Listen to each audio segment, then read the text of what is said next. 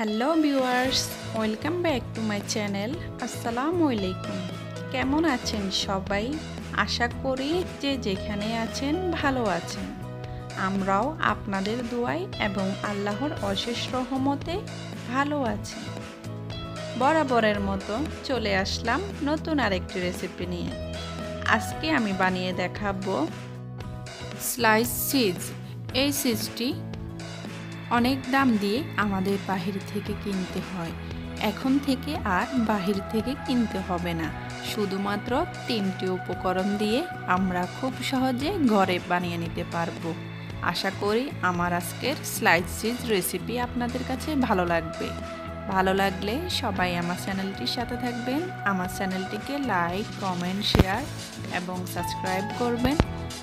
আর পাশে থাকা বেল বাটনটি ক্লিক করে দিবেন। এতে করে আমার নতুন ভিডিও ছাড়ার সাথে সাথে নোটিফিকেশন আপনাদের মাঝে চলে যাবে। চলুন শুরু করা যাক আমার আজকের রেসিপি। স্লাইস চিজের জন্য এখানে আমি 1 লিটার দুধ নিলাম। এখন অপেক্ষা করব দুধের মধ্যে ব্লক আসা পর্যন্ত। দুধের মধ্যে ব্লক চলে এসেছে। এখন এখানে আমি 1.5 টেবিল চামচ ভিনেগার দিয়ে দিব।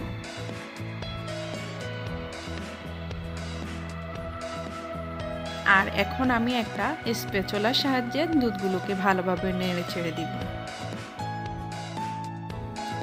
আর এখন অপেক্ষা করব চানা আর পানিগুলো যেন আলাদা হয়ে যায়। ছানা থেকে পানিগুলো আলাদা হয়ে গেছে। এখন আমি ছানাগুলো নামিয়ে ফেলব। ছানাগুলোকে ছাকার জন্য আমি স্ট্যান্ডের উপরে একটা সাদা কাপড় নিলাম। এখন এখানে আমি ছানাগুলো দিয়ে হালকা পানি দিয়ে ধুয়ে নেব, যেন ছানা থেকে ভিনেগারের গন্ধটা দূর হয়ে যায়।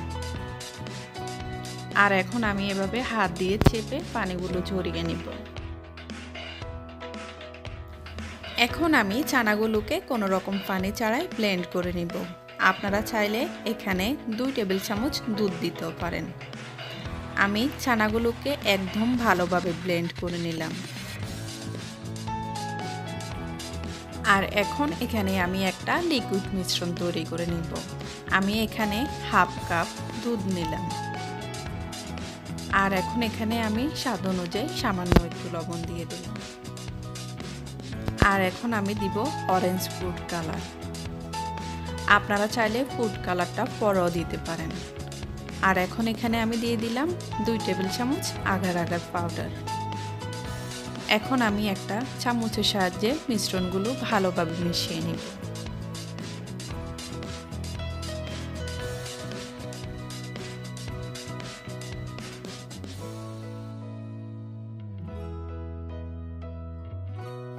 চুলায় একটি প্যান আমি বসিয়ে দিলাম। এখন আমি এখানে আগার আগারের মিশ্রণটা দিয়ে দিলাম।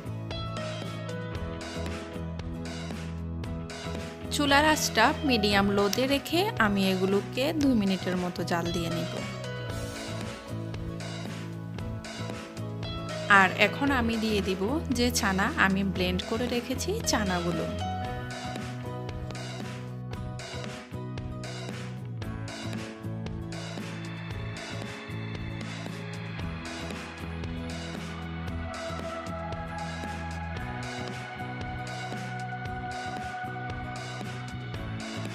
এখন আমি এগুলোকে অনবরত নাড়তে থাকবো।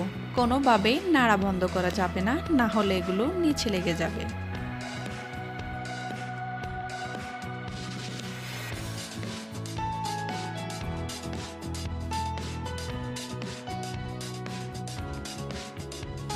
যখন দেখব এগুলো এরকম ঘনত্ব হয়ে এসেছে, তখন আমি এগুলো নামিয়ে ফেলবো।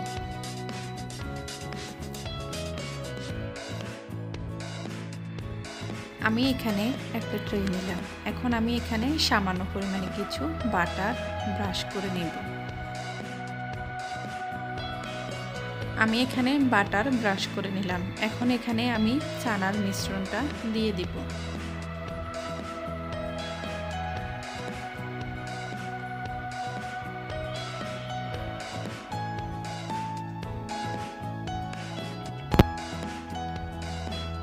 আমি এখানে সবগুলো ছানার মিশ্রণ দিয়ে দিলাম। এখন আমি একটা স্প্যাচুলার সাহায্যে এগুলোকে এভাবে মেলে দিব।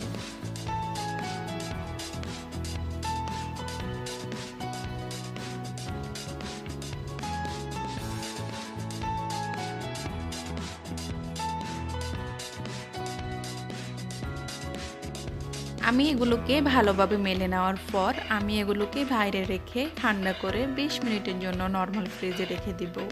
আপনাদের সময় 20 মিনিট অথবা 40 মিনিটও লাগতে পারে। আমি ফিরে আসলাম 25 মিনিট পর।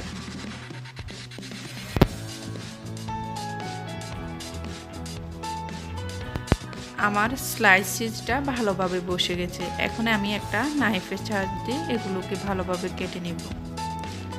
আমি সবগুলো স্লাইস চিজ নাইফের সাহায্যে কেটে নিলাম। এখন আমি একটা চিজ আপনাদেরকে মেল্ট করে দেখাবো আমার চিজটা কতটা পারফেক্ট হয়েছে। আমি চিজটাকে ফ্যানে দেওয়ার কিছুক্ষণ পরে চিজটা গলা শুরু করেছে।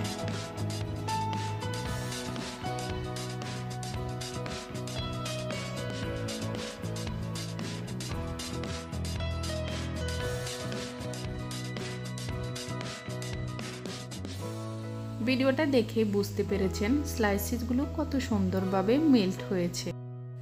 এখন থেকে বাইরে থেকে না কিনে এনে ঘরে আপনারা খুব সহজে স্লাইস চিজ বানিয়ে নিতে পারবেন। আশা করি আমার আজকের স্লাইস চিজ রেসিপি আপনাদের কাছে ভালো লেগেছে। ভালো লাগলে সবাই আমার চ্যানেলটির সাথে থাকবেন। আমার চ্যানেলটিকে লাইক, কমেন্ট, শেয়ার এবং সাবস্ক্রাইব করবেন।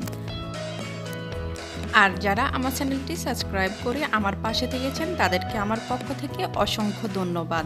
আজ এই পর্যন্তই, দেখা হবে অন্য কোনো দিন অন্য কোনো রেসিপিতে। সে পর্যন্ত সবাই ভালো থাকবেন, সুস্থ থাকবেন। আল্লাহ হাফেজ।